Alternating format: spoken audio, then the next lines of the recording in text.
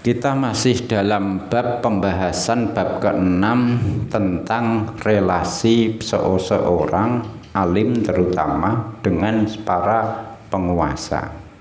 Ada 3 bentuk relasi. Yang pertama, kita mendatangi, si alim mendatangi ke penguasa.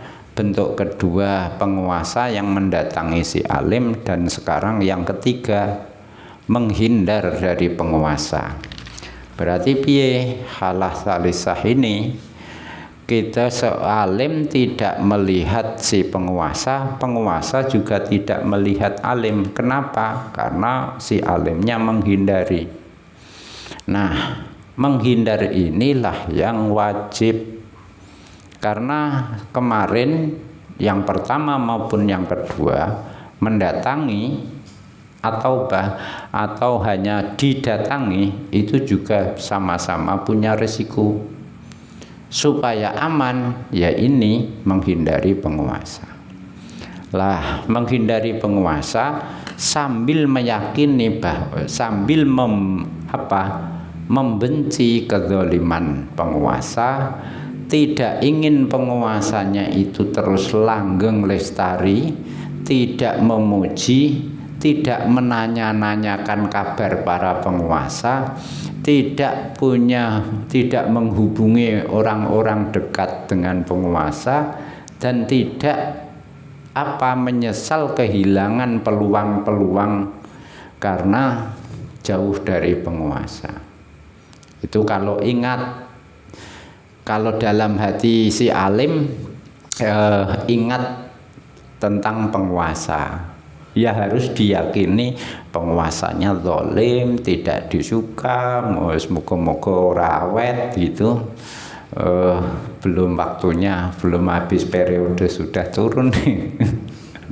Misalnya tidak suka memuji, tidak suka tanya-tanya, tidak mendekati dengan lingkaran penguasa gitu, tidak menyesal tidak dapat fasilitas-fasilitas dari penguasa. Itu harus, kalau ingat tentang penguasa mikirnya begitu. Kalau tidak ingat malah lebih baik, lali blas, tidak punya ingatan apa-apa dengan penguasa, itu malah lebih baik. Lah kalau kita ingat ingat penguasa itu hidupnya berkecukupan, berlebihan, sejahtera, kan kita namanya ingat itu kan di luar kemampuan untuk menolak kan. Kamu tiba-tiba ingat si A gitu kan, tiba-tiba saja kan gitu. Ingat atau lupa itu seringkali di luar kendali kita, di luar kontrol kita. Nah, kalau kita kok si alim ini ingat hidupnya yang berkecukupan, sejahtera para penguasa itu, ya ingat saja apa yang dipesankan oleh Imam Hatim Al-Asham. Imam Hatim Al-Asham itu bilangnya begini, innama baini wa bainal muluk yaumun wahidun.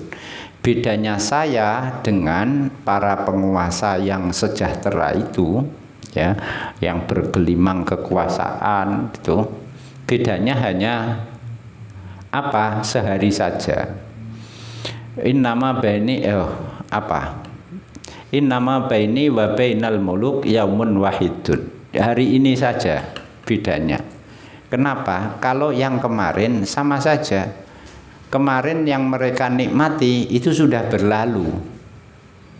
Saya tidak menikmati apa-apa juga sudah berlalu, jadi sudah tidak terasa.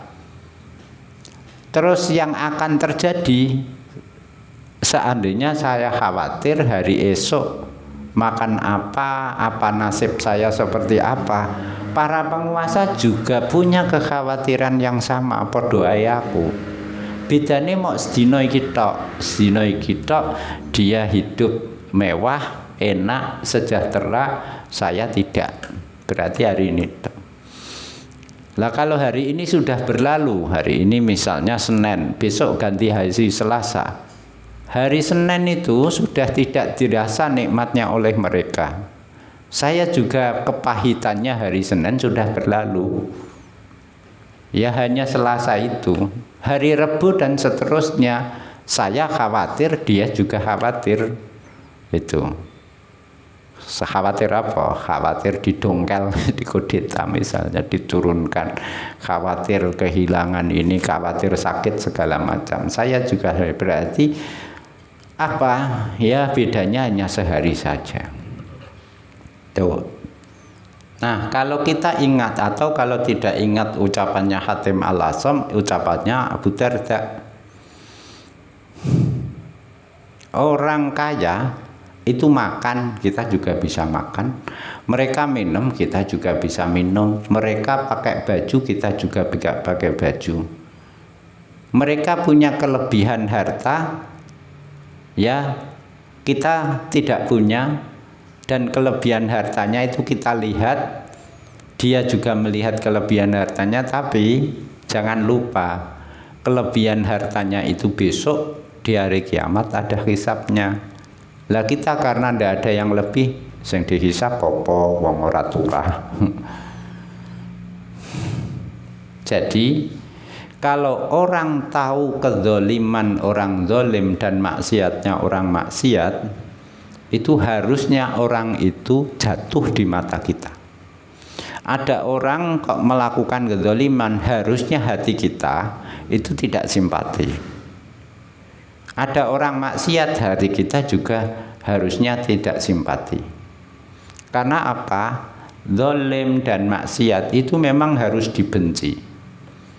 Wajib hukumnya membenci kezaliman, membenci kemaksiatan. Hukumnya wajib. Fa'in kulta, kata Imam Ghazali. Imam di debat, ada yang debat Imam Ghazali sebentar. Mbah Ghazali, rasa cinta, rasa benci itu kan sekonyong-konyong. Datang tidak diminta, pulang tidak diantar. Kujelangkung itu. Jadi rasa benci, rasa cinta itu datang tanpa di luar apa ya, di luar kehendak, di luar kendali kita. Tidak bisa kita ngontrol. Given dia itu, pemberian dari Tuhan. Kenapa kamu benci seseorang, kenapa kamu mencintai seseorang, itu tidak tahu, misterius. Lah ini kok kita diwajibkan untuk membenci kezaliman, membenci kemaksiatan. Nggih mboten saged ah Mbah Ghazali. Apa jawabnya Imam Ghazali? Iso. Kita benci maksiat itu bisa, kita benci zalim itu bisa. Kenapa? Gini. Seorang pencinta itu secara naluri itu pasti mencintai apa? Membenci hal yang dibenci kekasihnya. Maksudnya ini, kamu harus, kenapa kita harus benci kezaliman, benci kemaksiatan? Ya, karena kemaksiatan sama kezaliman itu dibenci oleh Allah. Kita yang mencintai Allah itu pasti membenci apa yang dibenci Allah. Kowe seneng misalnya seorang perjaka mencintai seorang gadis. Nah, si gadis sukanya apa? Cilok.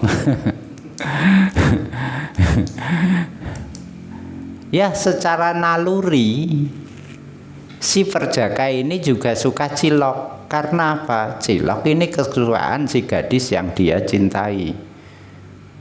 Sate, si gadis tidak suka sate. Secara naluri si perjaka juga tidak suka sate, karena sate itu dibenci oleh si gadis. Allah tidak suka maksiat. Allah membenci kezaliman. Ya kita harusnya juga benci maksiat, benci kezaliman, karena cintanya kita pada Allah.